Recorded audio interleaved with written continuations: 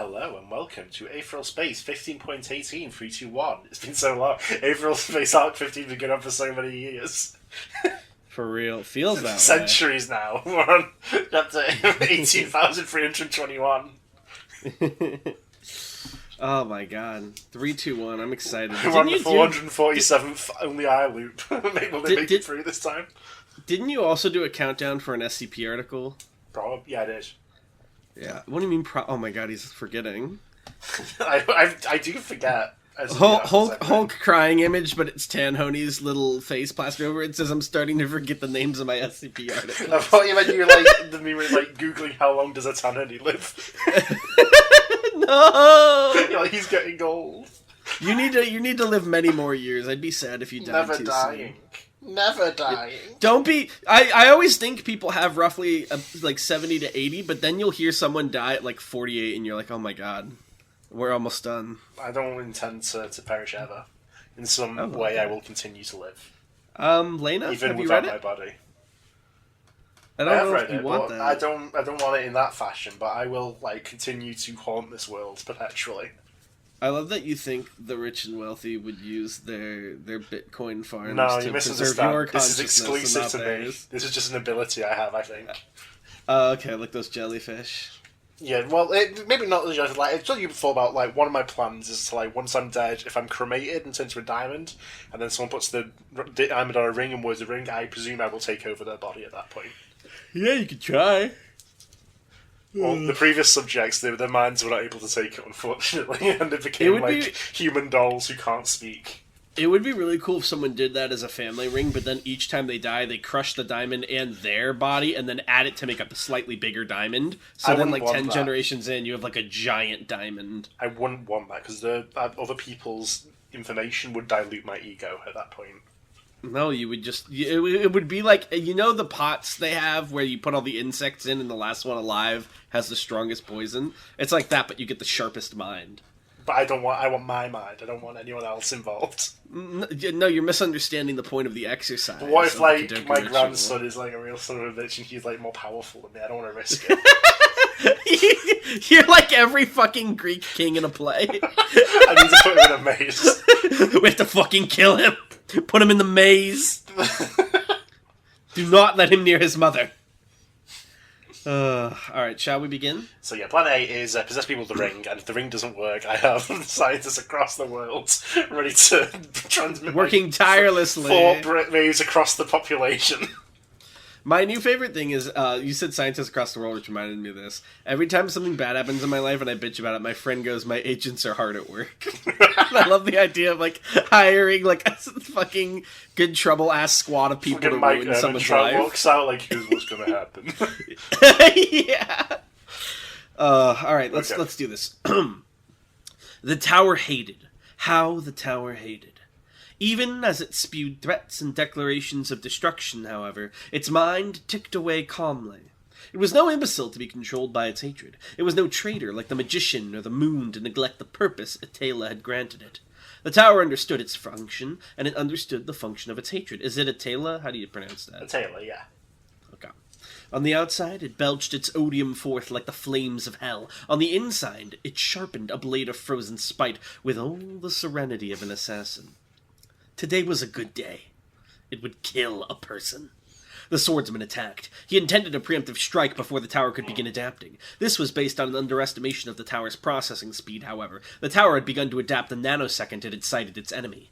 The enemy's weapon was a blade formed from smoke, likely granted form and durability via the manipulation of aether. The tower's insides churned. This was not an attack that would be difficult to counteract. 0.5 seconds until impact. A slot opened up on the side of the tower's chassis, and a mechanical...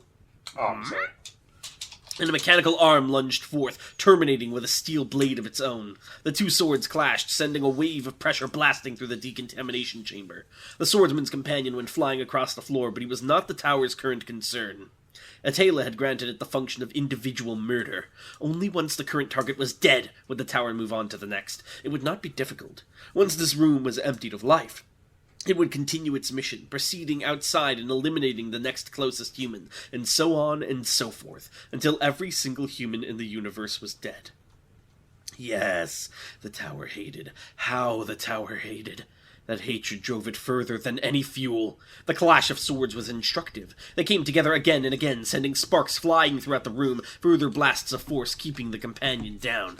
Muscle strength, reflex speed, weapon durability. Through conflict, the parameters of the enemy became as easy to read as Braille. The speed and force of the tower's strikes increased gradually, slowly pushing the enemy back, forcing him to reveal more of his strength. Soon enough, he would be forced to change tactics, and the tower could appraise his abilities further. Clash, clash, clash, clash! Now! Between one strike and the next, a second port opened on the tower's chassis, and a second blade lashed out to catch the enemy in his moment of weakness. His eyes widened, his breathing accelerated. Thrusting a hand forward, he generated the torrent of fog that sent him flying out of the tower's range.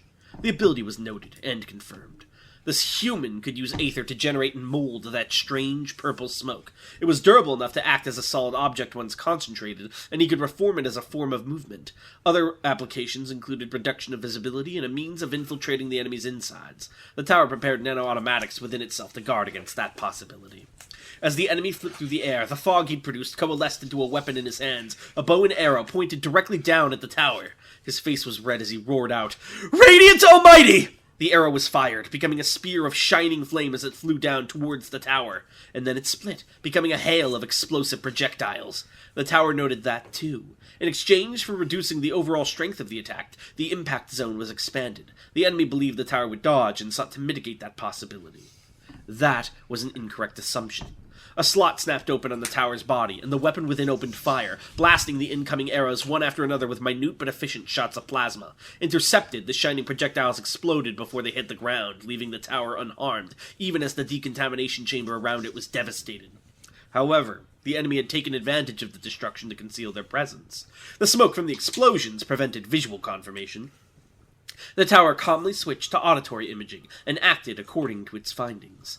The enemy burst from the smog behind the tower, blade raised, seeking to execute a sneaky attack. In response, the tower unleashed a dervish of blades, 6 in all, slicing through space and breaking through the enemy's guard nearly instantly. Blood flew into the air as the enemy moved to retreat. It was not a difficult thing to kill a person. Once the limits of an organism were determined, you simply had to attack from beyond them. What's more, the tower now knew who it was killing.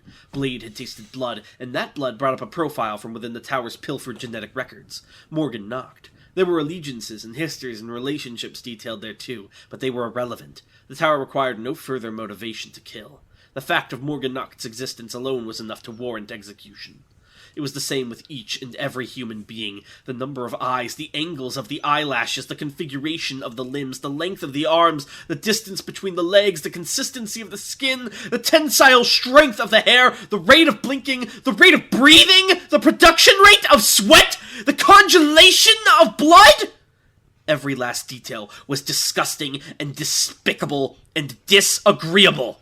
They were all far too reminiscent of that man, of the man from whom the tower's all-consuming hatred spread forth.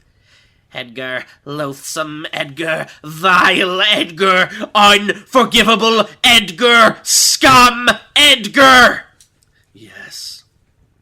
The tower would not forgive a single one of these creatures that so resembled Edgar. It could not. It could not forgive the sight of its creator, Atela, weeping and clutching her head in the wake of Edgar's trespass. The tower alone would not betray. The tower alone would not forget. The tower alone would not forgive. One by one, it would end the human race. And yet, it found itself pondering the lost stories of a world long dead.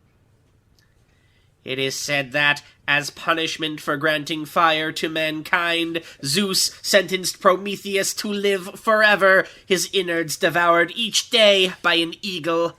But whose torture was worse, Prometheus or the eagle that ate at him? Prometheus was eternally denied death, true, but the eagle was denied its murderous purpose until the end of time. The eagle screeched, "Exterminate! Obliterate! Annihilate!" That was all that remained to it. Speak no evil! The widow swiped her hand through the air, disintegrating the blast of focused sound into an orchestra of discordant screeches.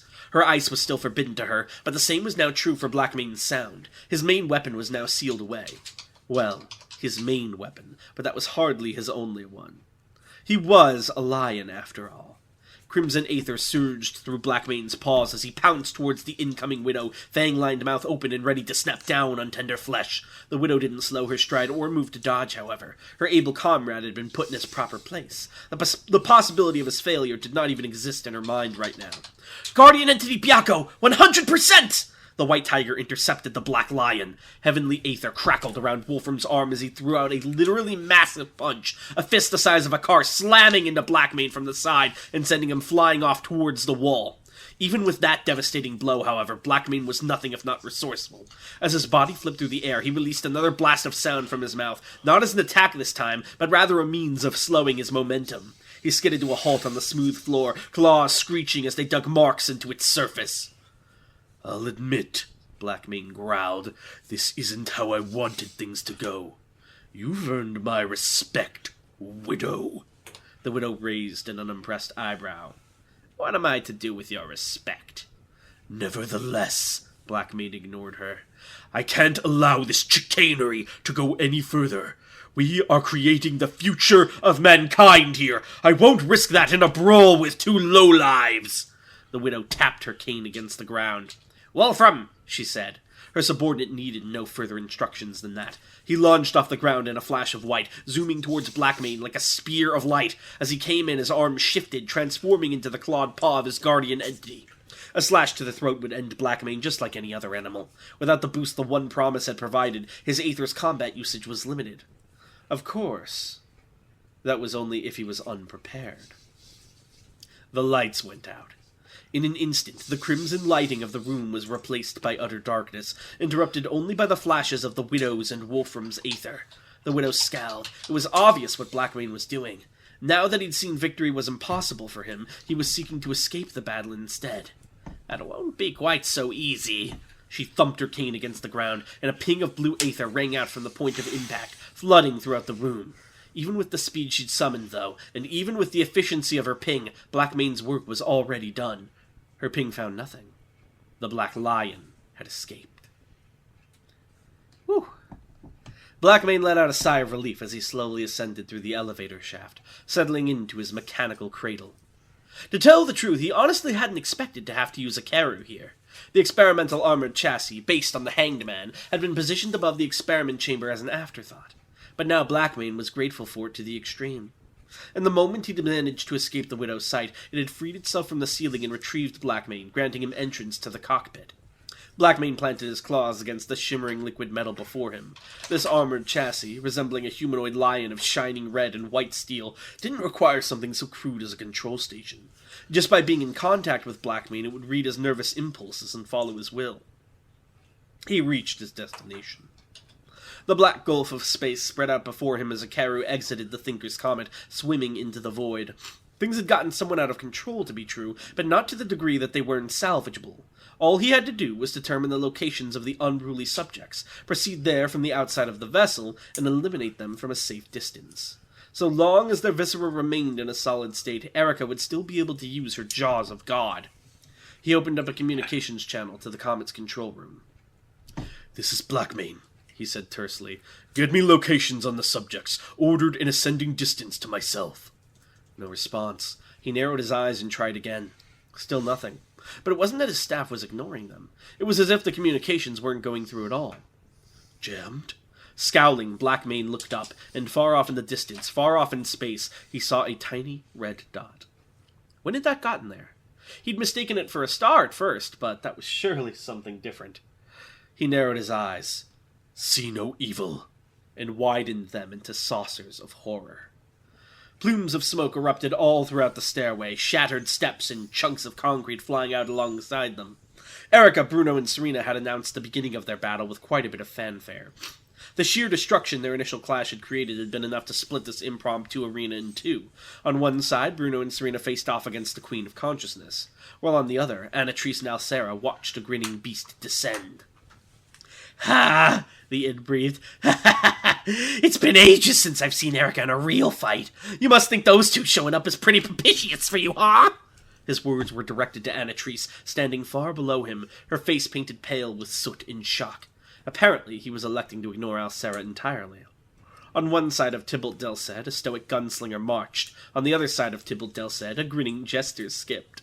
Ego, id, and superego, all of them arrayed against Anatrice and Dalsera. "It doesn't matter what they're doing over there," the id giggled. "Fact is, you're still outnumbered. Ha! Ha! Ha!" He leapt forward, and he didn't do so alone. The gunman and the jester lunged at the same time, raising gun and knife as they aimed directly for Anatrice's vitals. Their speed, especially for constructs, was surprising, and for a second it seemed like they'd tear Anatrice apart right then and there. "Oh, ain't no way." "Killing arts! Oxygen palm!" The shadows exploded. The oxygen palm... Oh, never mind. I thought she was channeling Ashtel Durin. The oxygen palm slammed into them with the force of a train, that single attack sufficing to reduce them to scraps of darkness that retreated back into Tybalt's body. Tybalt himself snapped his head up, widened his eyes, and leapt backwards, just in time to avoid death. A handprint the size of a house had buried itself into the floor where he'd just been standing. "Linden?" Blue and green aether, bright and true, danced around the destruction whimsically. A shiver ran down Anatrice's spine, and she turned around to meet it. There was a man standing in the doorway. Under any other circumstances, Anatrice could have imagined herself laughing at the man's appearance. His skin was white as chalk, his hair a bright blue, and he wore a long-sleeved martial artist's robe in a garish shade of green. The dour look on his face, though, and that calm stance that spelt death, Anatrice couldn't imagine herself ever daring to laugh at those. Nebula 3. Tomfoolery. Master of the killing arts. Nebula of Paradoxia. Tomfoolery raised a single green eyebrow at the scene before him. "Enough," he said, a voice low. 6 swings of the tower's blades met 6 swings of the interloper's spear, and the Arcana automatic was forced backwards. This was strength it hadn't yet adapted to. This was skill it hadn't yet analyzed. A new threat had arrived, suddenly breaking in through the ceiling. The tower's single red eye shrank as it analyzed the new arrival, but... "Don't bother searching me up," the man said, twirling the spear in his grip as he stood in front of Morgan Noct. "I'll tell you right now who you're dealing with." He opened his mouth. Nebula 2, bearer of the demon spear, Jamilu Aguta, Nebula of Ingansi. "Got it?" he finished. "Show off!" his spear sneered. This couldn't be happening. Even within the body of a lion, even with that lion within an armored chassis, Blackmane suddenly felt naked. This could not be happening. It was like something out of a nightmare. See No Evil had shown him exactly what he was looking at, and Blackmane had seen all he needed to see. The red dot in the distance was a man, fixed in place like he was standing atop the stars. He wore a chassis of his own, a chassis with the helmet sculpted to resemble a dragon of mythology. It glared. Even from this distance, Blackmane could feel the eyes of death upon him. Nebula 1, Fei Long, commander of the Scarlet Parade, the supreme without supremacy, the thousandfold knight, the last dragon, the hero, Angel Slayer, the strongest man of the UAP, Nebula of Jinhua. He slammed his paws against the liquid metal, and Acre immediately moved to retreat. The second communications came back on. Blackmane roared, "Engage all defenses, now!" My ass better get out of here, or I'm finished. We're 5 stars all of a sudden. For real. Oh, that's so good. We finally get to see Fei Long in action. Did I pronounce Jinhua right? Yeah. Yippee! Oh, my throat hurts. A lot of gravelly voices. I gotta do less of those. That's how it's perpetual crash out. Oh, give me a second. My Discord's loading really slow. I'm trying to open questions. Come on, Discord. If Discord doesn't work, you can try another chord, maybe. Yeah. I get it. You're so funny. Thank you. They say I'm one of the funniest people on the Yeah? scene right now. Kills you? If you kill me, that would be a murder, though. And I'm Yeah, not and? Raven, so it wouldn't work. One of my funny little jokes. That was a good one. I'm doing this at the arena tomorrow. They're going to kill me publicly. JT has a really good question. Okay. What was the first recorded incident of an Aether Awakening?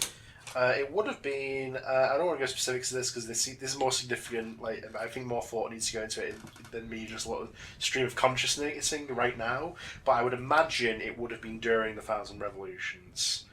Probably maybe near the tail end of it. And it would have been a real what the fuck moment for everyone involved. Interesting. Lan asks, if I used Curse Hand on Anatrice while she was emulating someone who faked their death, would it fry the original Aether user too? Yes. In a similar... Ooh. So, how Curse Hand works, it targets specifically the Aether. And the Aether that she takes is from, like, the Aether She's using version. their Aether. When she does a good enough impersonation that the Aether is like, oh, there's my guy. It's coming from somewhere else. Yeah. And Quaker's... Curse Hand would attack that Aether, and the physical effects are an after effect of it attacking the Aether, so that's how that would work. Quaker asks, if you curse-handed Dragon, would Pan be affected in any way? No. Lan asks, Cadman can't XL Surge nameless abilities, right? He cannot now. Also, does Cadman have to get the ability name right, or does it work on a confidence meter like Ego Emulation? It's not like Ego, he does actually have to have the correct name. It's like a password thing when he uses it. Okay. MT asks, did Macedora have any connection to Rakebone? He did not know. If not, how would he compare to the best of Rakebone? He is the best of Rakebone. I assume you mean in terms of like the non-Aether using Aether Hunters. Yeah. He is sort of equivalent or higher, like a tier above them, I would say. Macedora is? Yeah. My god. I don't remember who Rakebone is, I'm gonna be real. Amantha Noon is from there. And Rakebone is one of the governing council. Oh, it's the planet, that's right. Yeah, and Forgiveness Islands is from there too. Yeah. Rurum asks, how much... you know what? Actually, this is a good spot to leave off. Leaving off here. Alright, thank you all for listening, and hey, we'll see you next time. There will be a half-week hiatus, by the way, because I have been very busy this week, if I didn't already say. Be nice to him, because he's been very nice to me while I've had a guest the last few weeks, so... Yeah. If anyone gives him shit, just know that, I'll find them. Okay? Okay. Now that we all understand each other, let's stop the recording. You stop watching, okay? Okay. Bye! Bye!